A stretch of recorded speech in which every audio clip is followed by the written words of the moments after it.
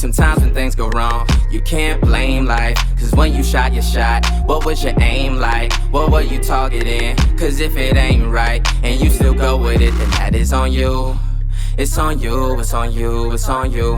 What's going on, you guys? This is Romi and Sam here, and you are listening to the Mindset Rebooted podcast. And if you are a first-time listener, thank you so much for stopping by.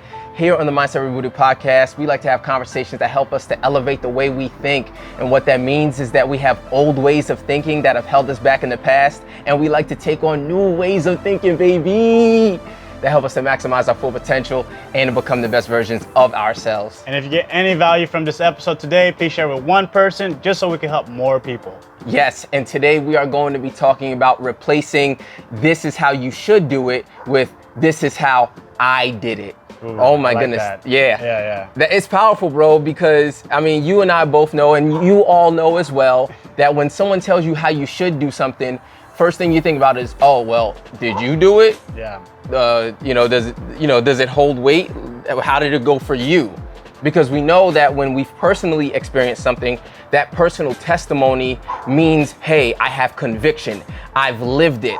I've experienced this. This is the things that I've done that's worked. These are the things that I've done that's failed. And so the person, especially if they trust you already, they're gonna feel more comfortable finding that same path, or just evaluating and say, you know what, maybe this isn't the path that works for me, but thank you for telling me, because now I know what not to do because of what you've already experienced. One of the best places to see this in action is in the gym. You know, I was like, 148 pounds, so I was trying to gain weight, bro. I'm currently 190. Let's go, baby. But I was trying to gain weight, right? And so when I was looking for advice, some people were like, oh, you gotta eat X amount of calories, bro, and all that. I was like, okay, yeah, good, whatever. But when I found people who were like, yeah, man, I used to be skinny like you, they showed me the photos and all that stuff, I'm like, dang, okay, so it's doable, it's realistic, and you've done it, and now I'm like, okay, let me really pay attention. And the thing was, it's the same info that more calories, more protein, bro. But it was made in a way that made me want to care. Yeah, that's true, man. And I like the fact that you use that analogy, because one, I think everybody should know, like, everybody has different body types. So what works for one person who's in the gym may not work for somebody else. But the guy telling you, hey, I actually used to be skinny just like you, I've already made a connection, like, hey, our body types are similar. Yeah, well, he didn't just say it too, he showed you, right? So there was like a proof, like, okay, you are a role model for me. What worked for you sounds like it might work for me, but even if it doesn't work, I'm more willing to try. Yeah, that's true. And the other thing too that I've noticed is, if I'm the one who's telling you, hey, I used to be skinny and this is what worked for me, it also kind of takes like that pressure off of me. I don't feel like I'm responsible for misguiding you. I'm just telling you what worked for me personally. And if you end up choosing to follow suit, you know, at least you've made a choice based on your own personal decision. Because it changes the ability to place blame on someone else, right? If you say this is what worked for you and I choose to take your advice, then it's my decision. I chose to do this, versus like, no, man, you told me I had to do this. It's your fault I'm not at whatever.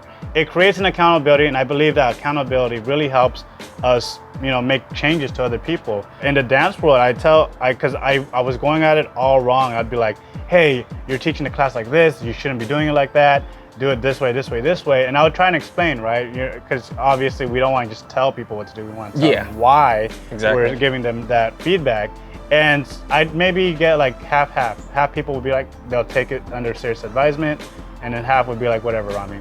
But then when they started asking me, like, Romi, like, how is your class so engaged? Blah, blah, blah, blah, blah. And then I'd be like, oh, it's because I sucked when I first started teaching. It was so horrible to get their attention.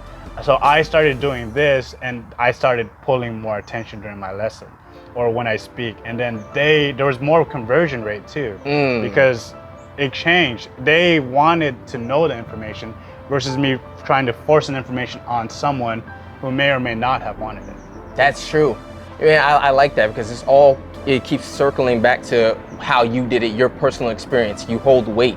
And the other issue I have with the this is how you should do it mentality is like, okay, if you yourself have not actually done it, well, you may not be able to actually answer some of the additional questions that I will have from someone who actually did it. So like one of the things I have a problem with are like frequently asked questions on certain websites, because I don't even really know what it's based on. And honestly, if those are frequently asked questions, a lot of times I find that those aren't even the questions that I personally have. Yeah. And so I'm looking to get with somebody doing deeper research, like, hey bro, like, have you done this? Have you done this? And so that's one of the powers that I see in personally doing something, is that you will be able to tailor your responses to the person who's asking you, because everyone is different. It's not a one size fits all type of thing. That's what I've noticed. The last point I have is when I ask for those tips, those lessons from people, because it's what I want, and they tell me what they did to do it, it's always very simple. It's not complicated stuff. Because when you were saying, hey, well, these are FAQs, but I want other details, it made me remember that sometimes when you're starting out, you're trying to get all the secret sauce. Yeah. There is no secret sauce. The secret sauce is just doing the simple stuff repeatedly and scaling it up. But that doesn't make any sense until you've seen someone actually do it.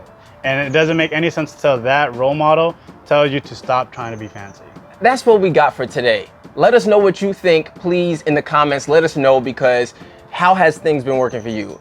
Have things been working for you based on how people tell you should do something, or based on when someone's personally done something, and has that worked for you? I mean, let us know. If you've gotten value out of this content, please subscribe. Make sure you share this with somebody else. Leave us a review. Follow us, Mindset Rebooted Podcast, on all social media platforms, and follow us personally on all social media platforms. And yeah, until next time, Mindset Rebooted. Sometimes when things go wrong, you can't blame life. Cause when you shot your shot, what was your aim like? What were you targeting? Cause if it ain't right, and you still go with it, then that is on you.